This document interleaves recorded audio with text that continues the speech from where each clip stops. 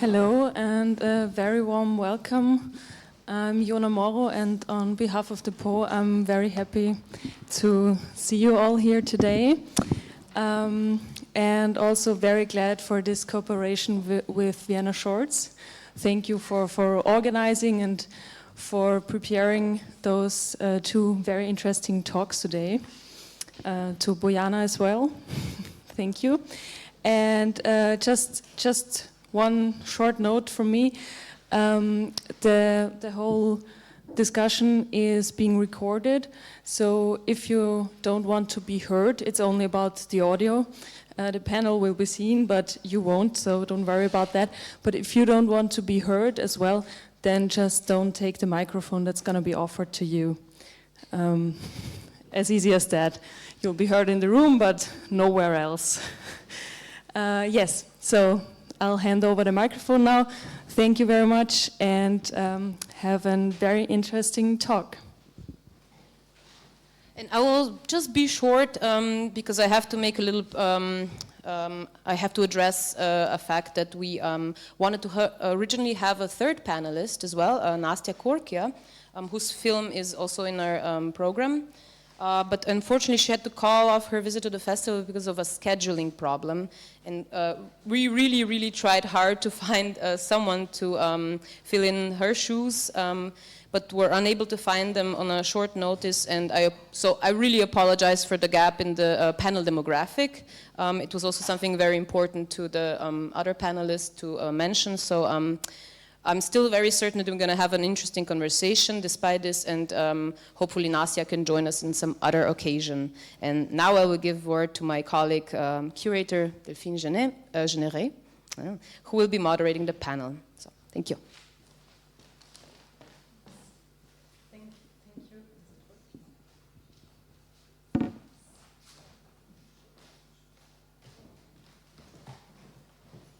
It works now, yeah, thank you. Maybe you have to turn those on as well. So thank you very much. Thank you very much for the invitation. So I think, well, the panel is called Something Better Change, Film and Activism.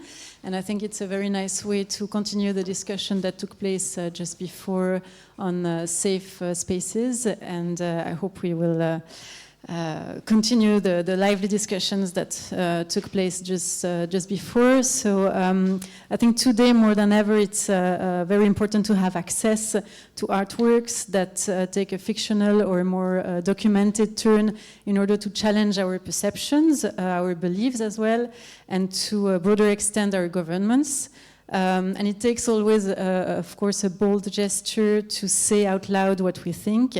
But it's also a way of navigating and of surviving in this world, I guess, for many people. And so today it's my very great pleasure to introduce the two artists, filmmakers that will share their work and their thoughts on filmmaking and activism. Gregor Kasper, who is an artist and filmmaker based in Berlin.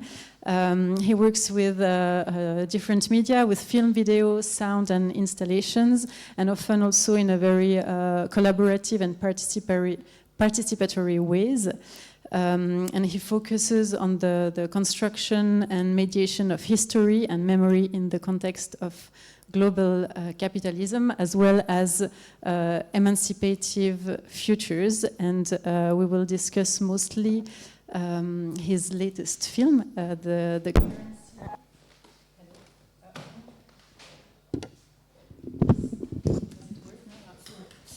It's okay, I'll take this one. We'll discuss mostly his latest film, The Currency, Sensing AGBOGBLOSHIE, a collective work by Ilom 2020, Muskiki Chiing from Taiwan, and Gregor Kasper from Germany. And with him, Christoph Schwarz, who is a filmmaker, media artist, and climate activist from Vienna. as a filmmaker, in his short films and also in his latest feature film, he also very often involves himself within the setup of the film, blurring the line between reality and fiction, with a very often also humorous narratives and transdisciplinary approach too. He's been working on performances, installations, and short films, and recently his first feature documentary or mockumentary film, Sparschwein, Pig Bank in English, right? That is showing now in cinemas in Vienna, and also I forgot to say that the film The Currency by Gregor is screened in Vienna Short in the Fido competition and will be screened tonight. So you will, tomorrow evening. So you will have the opportunity to see his film as a whole. And to start with, we'll have the teasers of their films, so that we can have an idea of their work, and that if you don't know, if you're not familiar with their work, you can see a little bit more about their cinematographic language. So we'll start with the teasers.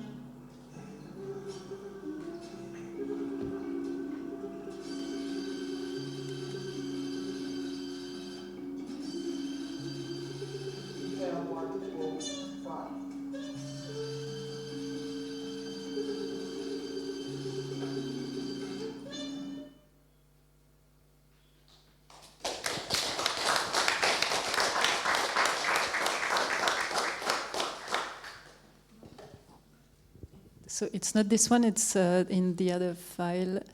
Yeah, no, in the file of the other filmmaker, yeah. And it's, yeah. Wenn ich vor großen Entscheidungen stehe, tue ich so, als wäre mein Leben ein Drehbuch. Unser Held hat kein Geld, aber die einmalige Chance, mit einem preiswerten Wochenendhaus einen Konflikt mit seiner Frau zu lösen. Na, ich bin schon voll auf der Ja-Seite. Du magst überlegen, ja? Gleichzeitig winkt ein spannender Auftrag fürs Fernsehen. Die ORF-Streitjahre. Ein Streitprojekt mit Klimabezug würde noch gesucht werden.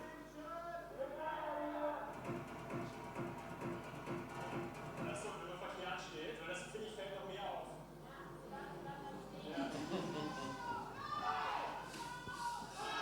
Kaufpreis und Filmbudget, beides 19.000 €. Das kann doch kein Zufall sein. In diesem Moment habe ich einen kindischen Gedanken. Wir bauen ein Auto aus Karton. das Filmbudget, das Haus kaufen und danach einen Low-Budget-Film drehen über ein Leben ohne Geld. Also, das Geld ist weg, aber das ist auch der Plot. Ich habe das definitiv vor, was mit Autos in der Stadt zu machen. Gehen. Also, dann nochmal zurückzugehen auf die eigentliche Ursprungsfrage. Ich fand es schon bestärkend damals an der Einweisung.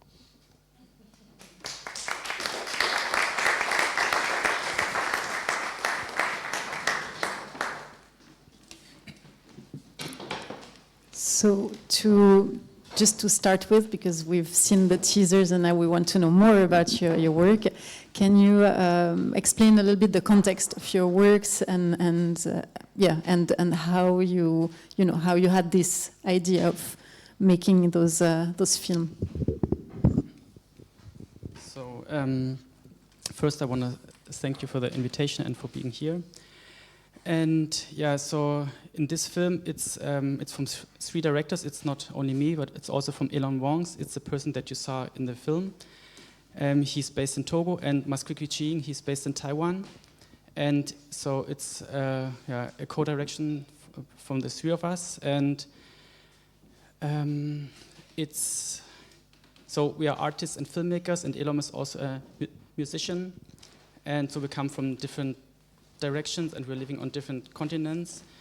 And we have a project together, it's called The Currency, and it's a long-term project, and it's not only film, it's also we're making music, installations, workshops, and exhibitions. And this film is one part of this bigger project.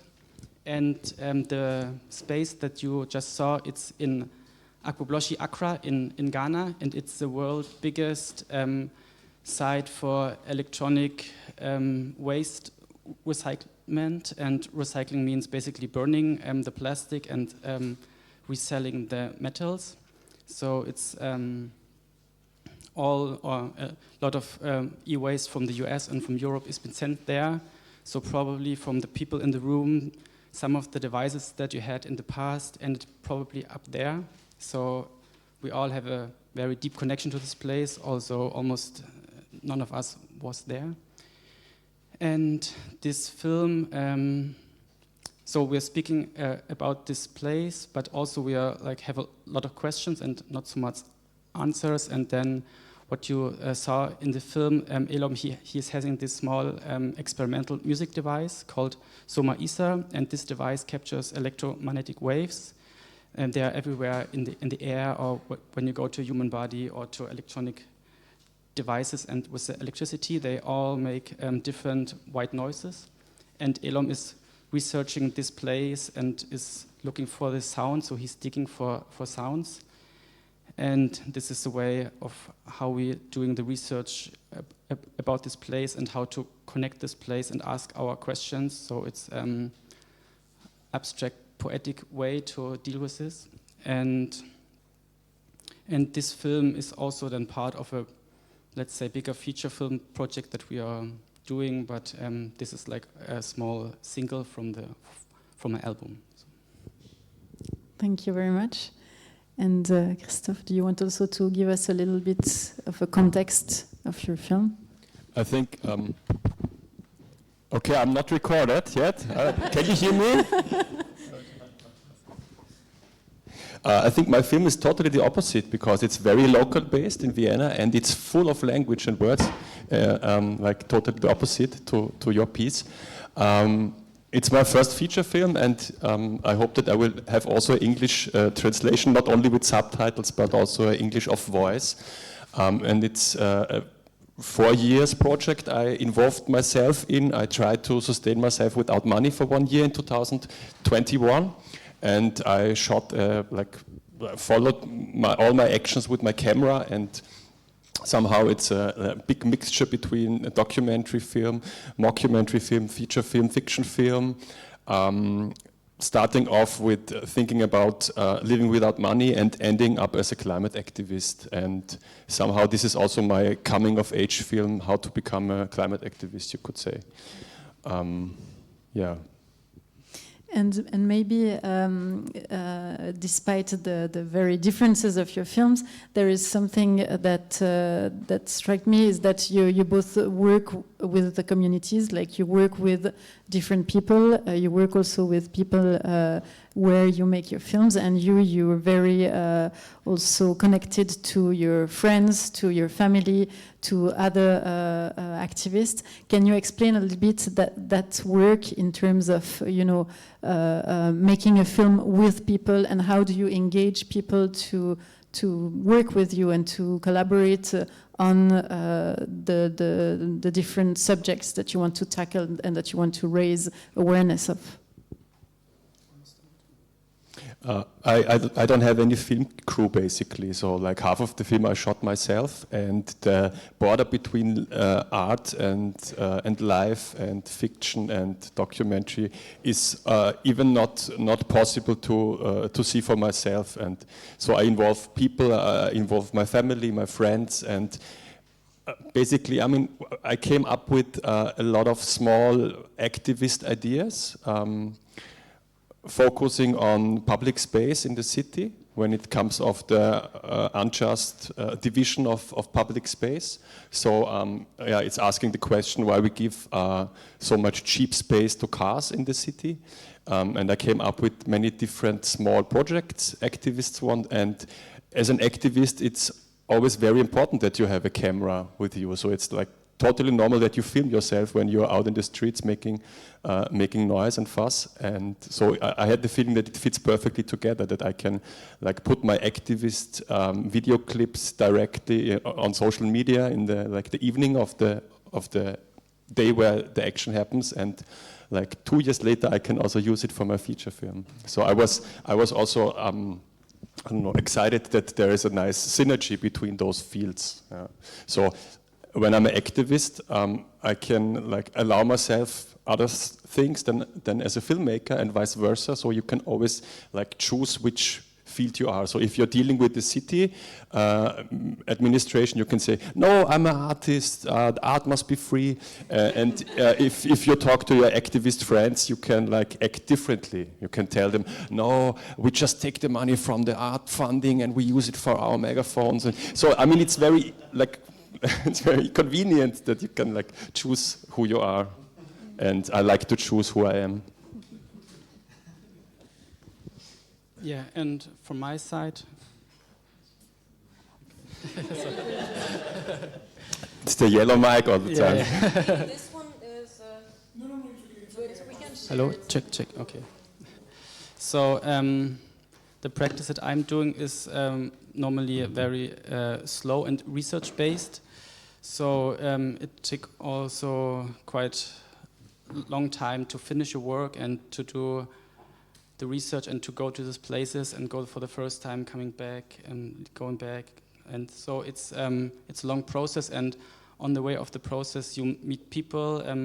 Some people, they are just there for a very short time. They just open a door for you for your next step, or they help for very small things, but then also you find then deeper friendship and you work with them together for years. And it also depends on if it's a film project or it's maybe a project in public space, or I'm also doing art education, doing workshop with kids in schools and out of school, and so it's also depending on the context how you work with the people. But in the film context, then it's then yeah. So because we are also working on the section between like documentary and fiction, and so it's also the people who are involved then that you are not speaking about them but speaking nearby them, so that they also have a space to that their perspectives are be heard, and that we are not the one coming outside and then we know everything and then we just do what is in our minds, but then that we try to involve them, but also not make it too complicated for them so that they don't have to do something that they don't want to do. And so it depends, and it's always negotiation. Yeah, thank you for raising this issue, because when you're doing a work, a film that may have a very strong impact on some people, on the community, on yourselves as well, how do you were talking about balancing the work between reality and fiction, but how do you know the limits? When do you know that this you will not cross and you will stay within those ethical boundaries? Or when do you think, okay, there I know that I can go because this will lead to something I kind of know where it will go?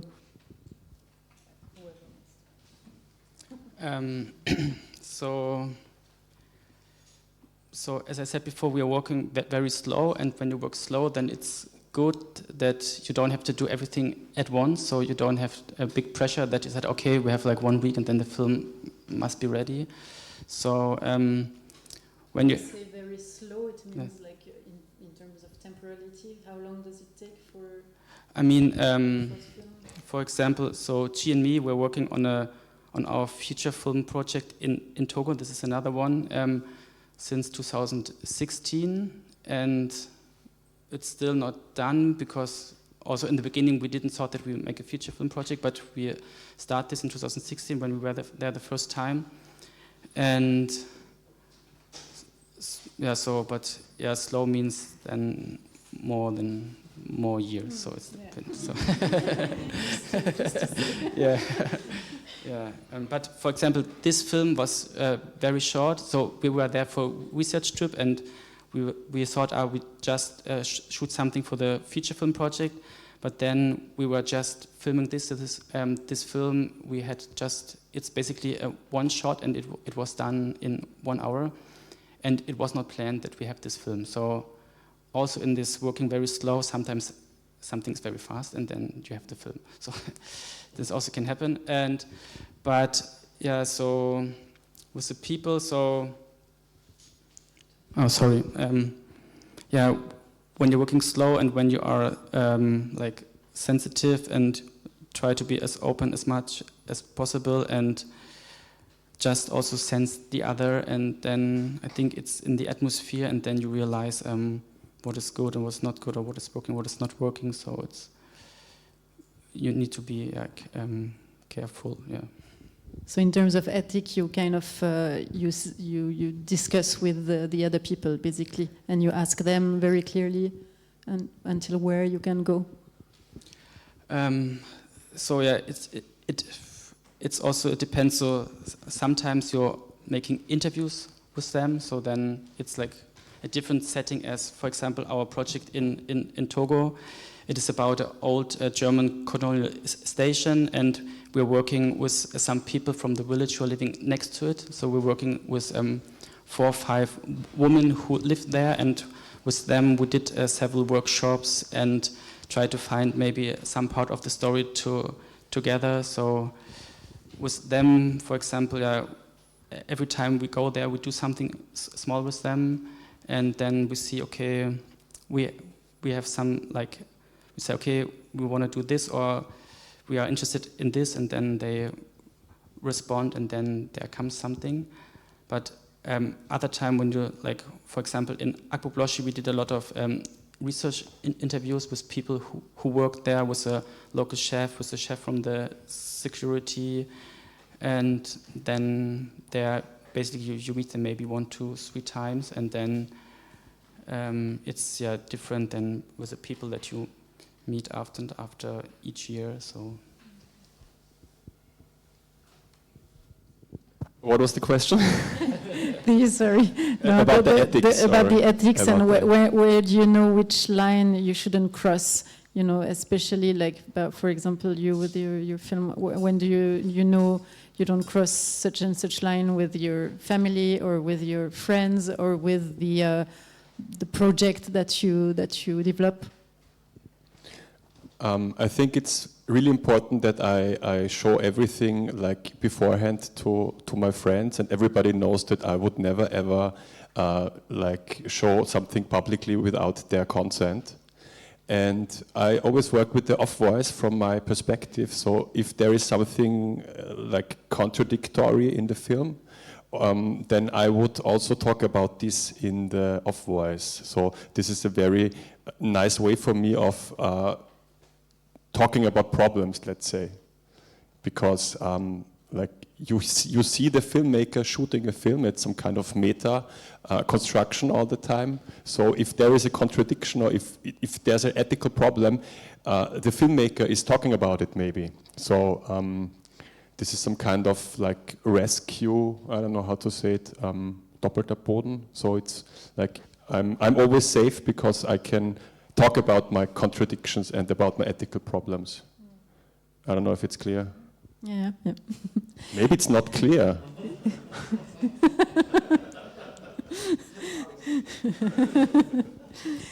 And well, you were also already talking about the impact of your filmmaking on your life, but maybe you can dig a little bit more on that, and it would be also interesting to hear about that regarding you and what you're filming, and then how does it change, you know, your approach to some ways of living.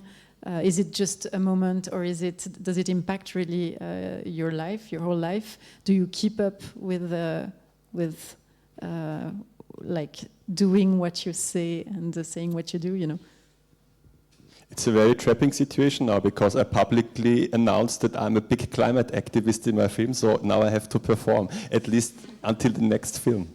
But I mean. It's a little. You're going to a climate strike after, so yeah. Actually, we have to go to the climate strike. People, I promised the Fridays that I will bring at least 20 people to the EU climate strike today. I don't know if you know about it, but today is a climate strike in Vienna. Yeah.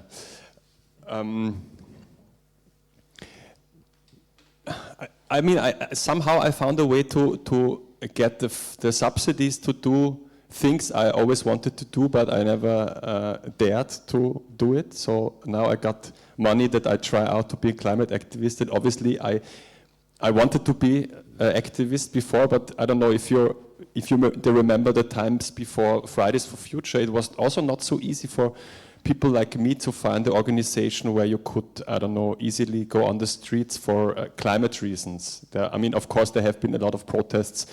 Something like anti-globalist movement, something like this. But when it really comes to reducing our emissions, like before 2019, it was not so possible to find a place for this. And I had always a very guilty conscience that my generation didn't contribute so much, so I had the feeling I have to do a movie about it. Or I had the feeling I want to do something, okay, if I need energy and time and money to do something, so I have to find a plot where I can play that. So I mean, this border between life and the film, this is really very blurry for me. And I also enjoy it, that I'm surprised by what happens all the time.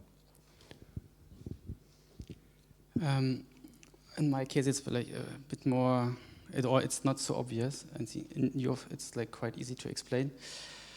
With my practice, so like I'm a white man grown up in Germany and also at the countryside, and so somehow there's a big disconnection with the world, and through my like artistic practice, then I have the opportunity to connect more to the world and more to the like reality of the world, and to leave this like bubble of whiteness. So and also to self-reflect on my own whiteness and the privilege coming with this, and also to see that this privilege is all, as Spivak said, it's a disconnecting with the world. So actually, this privilege are a lot of disprivilege for the privileged people. So then, through my practice, then it's an attempt to connect more to the world and to other people, and also,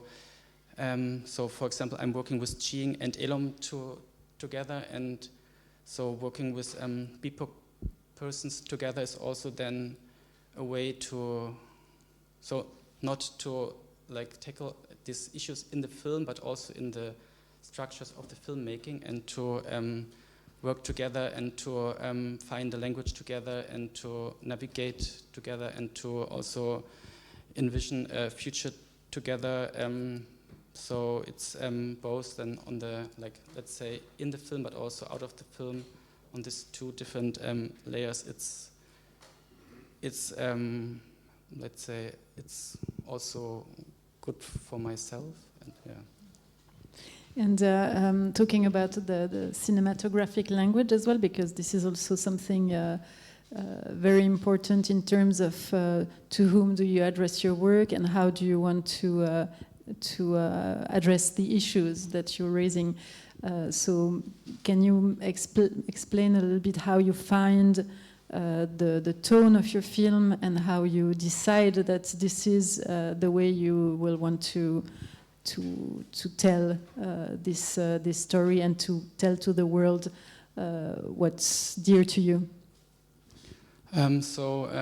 G and me, we were on a research trip in Togo in 2019, and then we were doing some interviews with some critical cultural practices in Togo, and then we also met Ilom, and from this then slowly developed the working and also a friendship, and then so it's like also very slow and also very organic and in a way natural, and then when we discussed together, or let's say, so this film we made in 2023, and like we met in 2019, and in these years, then it's when you get to know each other, then you find the language together, and on certain things we are like thinking very similar, but on the other also very different, and so certain things we don't need to talk too much because we have like a common sense what we want to do.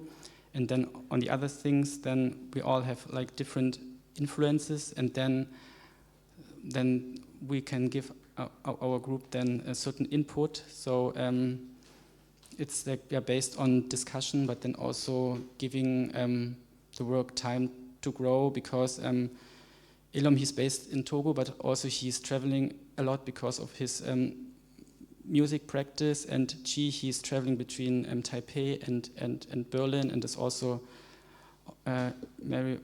he's traveling also a lot. So then maybe we are meeting in person every 3-4 months, sometimes just half a year, but then we have like meetings. For example, this morning we had a 3-hour meeting, and G, he was sitting in a train in northern China, and Ilom was in Togo, and so it is also and then the internet connection is bad, so you also need to be patient and then also focused. But then, yeah, when you're patient, but also you're concentrated and you're not giving up easily, then it feels like the form and the content, it's coming together at one point. Who is doing what? I mean, what is your background? Like, what is your main field of work in the movie? So the three of us, we are all the directors and also write the script, as you said. And then I also did the camera and worked as a producer. So, yeah. But you keep changing those roles, or this is like your background? So G and me, we studied painting first, and then like so we have no real film background. And Ilom, he studied law, but since he was young, he's a musician, and then in the last years, he's also more interested in making films. So first he's just did his own music videos, but then he's also doing documentaries. And so the three of us, we don't have a film school background, and somehow we ended up in film because we think it's nice, but it's also it's a good tool to tell something and to also to show your perspectives to the world. Thank you. And can you also tell us a little bit about the way you, how you choose to narrate your films in such a tone, and how and why did you choose to use this mockumentary? I was never that gifted when it comes to research, and I always had the feeling that there is like a big wide potential of truth somehow. So yeah, it was clear for me that I cannot like sell my films as documentary films because it's like so based on beliefs or I don't know, something like self-fulfilling prophecies that I pretend something and in the end it gets true, it becomes true, but in the beginning when I like announced it, it was not true. So I don't know, somehow I came up with this idea of telling films about myself and about my problematic situation with truth. And since I'm doing like a lot of many parts within the film production myself, it was, for example, totally normal that I use a camera which is not moved. So even when I have other camera people filming me or filming the scene, it's most important that it's a still image, it's not moving. So I came up with a few somehow rules and I used them in all my short films. And I used this also for the feature film. And I used the best jokes from the short films also for the feature film. Yeah.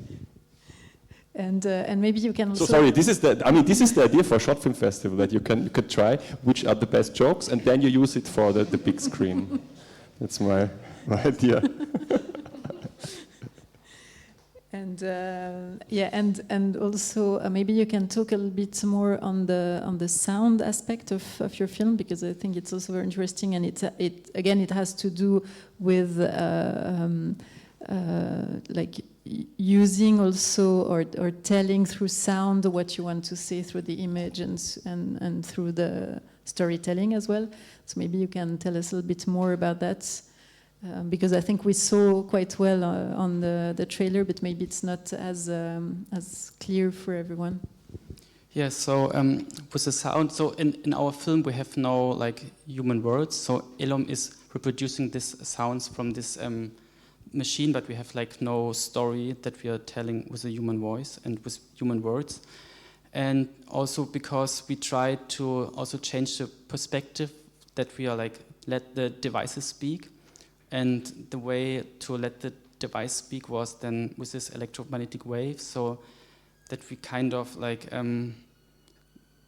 wanted to know, okay, what could be the story that these devices are telling, because like the raw material is coming from Africa under very bloody circumstances, then a fabric in China is producing them, then they are used all over the world, and then they're coming back there, they were reburned, then resell, so it's all these cycles. And our approach was, okay, what could be a way so that these devices can be speak, and so that also maybe the human can connect differently to them. So I mean, it's very abstract and poetic, but it was our attempt. And then so we had this device, and Elom was going there and looking for sounds, and he's hearing these sounds live, and then he started to embody and reproduce these sounds through his whole body. Also then to like, it's then like a kind of conversation, what is he's hearing, then he's reflecting, then he's giving this back.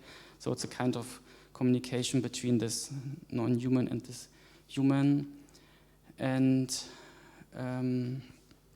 then later, after we had these sounds, then we went to the studio, and we were working with some musicians from Elom's band, and then they improvised just on the sounds, so the images. So we just showed them some short clips, but the film was not editing; it was just the material, and then they improvised to the sounds, and then later we had some songs, and then to these songs I started editing, and then the film came together.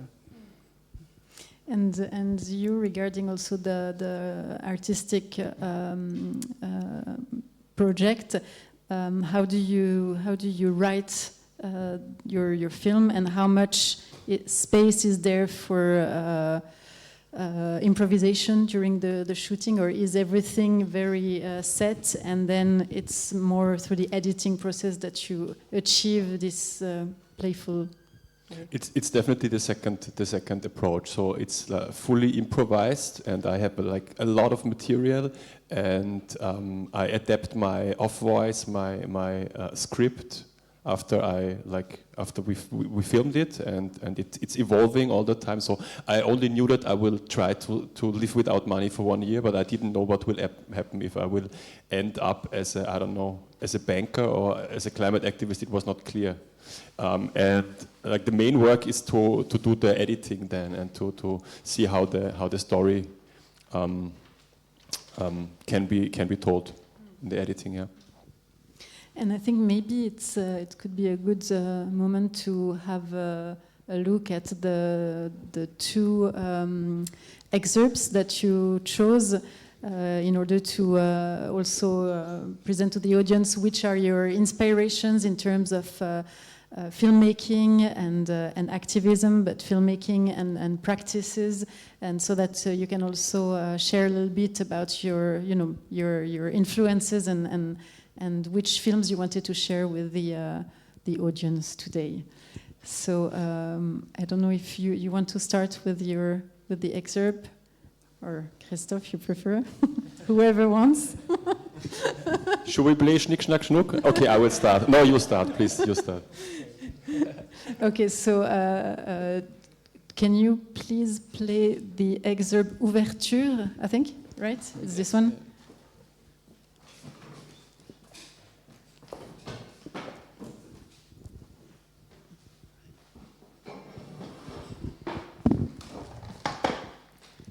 Yes. Oh no, yeah, this one.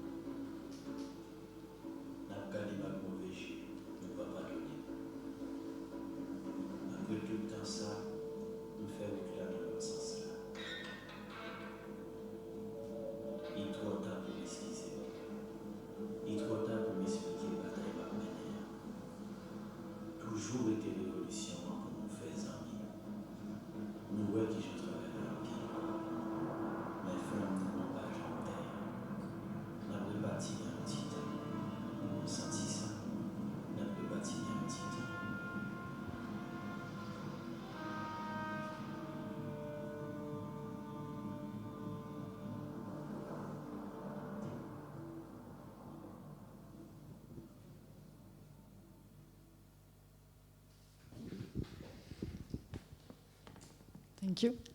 And I think maybe we'll talk about this one before, and then we'll let the other excerpt. So maybe you want to explain, just to tell us who are the filmmakers, and why did you choose this excerpt? Okay, this film I saw 2020 at the Berlinale, and it really inspired me, and I saw a lot of similarities to my own practice. And so it's a film by the Living and the Dead ensemble, and the project started with a filmmaker, Louis Henderson. I don't know if he's a Portuguese or British, but I think he's British, yeah. French. He's got like, okay. yeah. So, but he's a white man, so this is important. And then with his also white producer, they started to work about the Haitian Revolution, and what you saw in the trailer first, this winter landscape in France. This was the first part. They produced for an exhibition or for an art biennial, and so they had this idea. We want to work about the Haitian Revolution and to do some reenactment of the real things that happened. And this black actor, he was a part of this the Living and the Dead ensemble, and so I found it very interesting that he, as a white man, he started with his own idea. Then he did this film, and then he met this guy, this performer, and then because he was part of this ensemble, then they went together to Haiti, and then they started to work together, and then there was this shift of, let's say, authorship. So before it was like this white man, and then there was this black ensemble, and then they formed a group together, and then now they are all on the same level. And then also, so in the beginning, it was a quite, let's say, classical fictional reenactment of the story, and then later, because this ensemble is also a theater group, and so they're using this performance to then reenact. They're just reading these letters, and then they so it became somehow a documentary, but then also this with this performance, this stage documentary. So it's also changing between fictional and documentary, and also that now so it's a film by this ensemble, and like this white filmmaker then was going down, and now they've shared this space together. This I found a very good way to deal with this. And it's interesting because, as you said, it echoes with your work, also with the reenactment. Is this for you a tool that is useful to express historical misfacts, for example, or is it something that you think important to use? Is it like an artistic tool, to use in film? Yeah. So for G and me, also in our other works, we are working a lot with this reenactments, and because the both of us, we don't really work with found footage and with this historical footage, and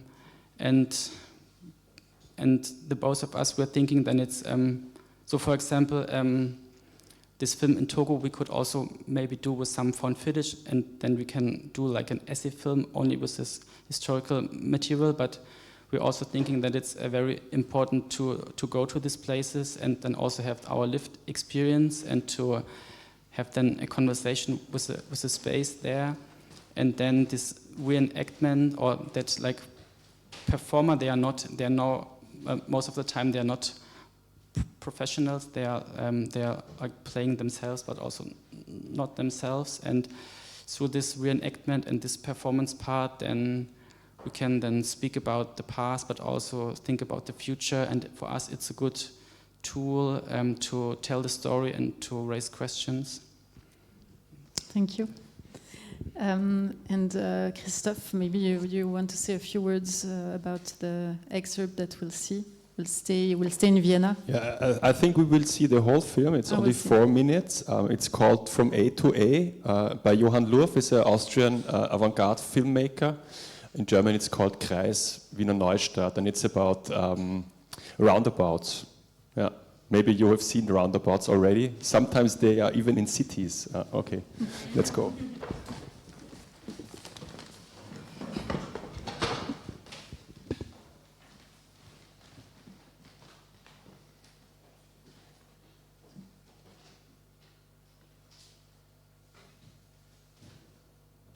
Yeah, the second one.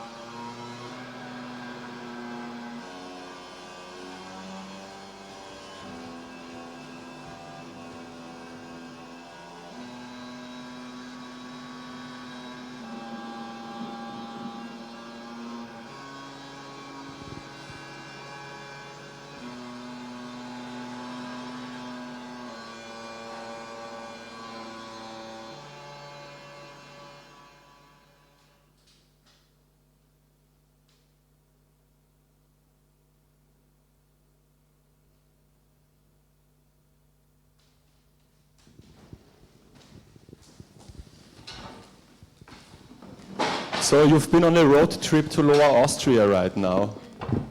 I don't know. I didn't count now, but I think it's like you cannot believe that there are so many roundabouts in a small country like Lower Austria. Yeah, I see this film as a very activist film, but I think for Johann, I've never talked to him. I think it's more about the architecture, about the content of these peninsulas. For me, it's more a symbol of how we give away space, precious space, you could say, precious land, just because we want this free flow of cars, which is especially in a city, I think it's really problematic because space is really expensive, and yeah, you sacrifice this just for the flow of cars. And yeah, I think film is a super tool that you get this fresh perspective, this fresh look onto like very, very normal things like roundabouts. Normally, I don't know, you would go through the country or the city and you don't even recognize that there is something, or you would laugh about, I don't know, this kind of strange representation art thing, which you find in Austria, at least in roundabouts. But I think if you see it in a film, I have more the feeling that I get this clear and this clear picture that there is something really fundamentally going wrong in the way how we deal with space in the city and yeah, also on the countryside or in suburbia. And in my film or in my activist practice, I started a project together with a neighborhood here in the 3rd district in Vienna, where we grew potatoes on a roundabout. So we said that we want to use this space. We want to show that you can also grow potatoes in the city. And it was a project that was also very interesting because it involved like very different and many layers within the city government. And this is also in my film. This is one of a few plots, a few stories which I tell. And I think that's why I also chose this film to get this link to my practice. But I'm not sure if we have the time to watch this. Maybe I don't know, this film. not. Maybe not. Huh? But maybe not. You have to see the film. But what you're saying is interesting because just before we were talking about the impact that filmmaking has on your life, but also now talking about film and activism. What does filmmaking in your films, but also maybe filmmaking in general, for you, does it have an impact on society, on the community with whom you create the films? How do you see this part of activism that really may trigger something to the audience? I don't know who wants to answer that. Is film a way also is a way to be an activist and to use it as a social tool, and how do you reach the people so that it doesn't impact only you but also others? I really hope that it's possible. I try with my film to be very self-ironic about myself and also be very self-ironic about the climate activist movement. And I think this is a very good starting point to, I don't know, cross this big gap in our society, because, I don't know, people who drive with the car, they feel offended by the climate activists, and I don't know, many people have the feeling that we have to discuss other issues than climate change, climate crisis, and I think it's a very good starting point to laugh together. And my film is very, I don't know, easy to comprehend, and I have the feeling that people can discuss about it, and also can discuss about this guy who's trying to live without money 1 year, and but also giving away a lot of tricks and hacks how he ends up this year with having more money than before. So yeah, I hope that it can change something, but I don't know. Let's see. I will tell you in 1 year if the climate revolution, at least in Austria, if it starts, then maybe it was because of my film. Yeah. If the potato grew. And what? If the potato grew. Yeah, the potato, we harvested 80 kilograms, so it was not so bad. Yeah. Maybe if the audience wants to we have to sadly wrap it up a little bit. Yeah, sure. And I still wanted his answer as well. But of course, if the audience is thinking of any question, please don't hesitate to ask. Yeah, so with the films that we are making, it's a bit more complicated, or because our films are not so easy to digest for people who are not so used in watching these specific kinds of films. So it's also maybe then the hope that in the long term that like maybe some people see this and then they have a new thought or new perspective, and then in these people there's changing something small, and then they also changing the other people. So then it's again a very long-term approach. So it's not like you in 1 year the world revolution, but then in maybe 100 years. So it's different temporality. Yeah. So, does anyone want to add something or ask any question? I have a microphone here as well. We've heard really loudly. No? The audience was bigger when we started. What happened? I mean, I don't want to... They went to the climate strike. Yeah, I don't want to blame... it's not you, it's we have a reception, so it's free drinks. You have to compete with free drinks, that is what's happening. Oh, well. Okay, let's go there. Maybe we can continue to discuss. Yeah, maybe we can continue to discuss after, and anyway, you'll be still at the festival to present your film tomorrow, and you'll be around as well, and your film is being screened as well here. Is there a screening that we can announce? No, but if you send me an email, I can send you a link. But unfortunately, it's really. If you don't speak German, you have to read a lot of subtitles. So yeah, but if you can write me if you're interested, I can send it to you. Thank you very much for your generosity and for sharing with us, how you feel about the impact of your films and how does it impact yourself as well. And I think there is still a lot more to say, but we'll discuss that afterwards. And also, thank you very much. Yeah, also, thank you very Thanks. much.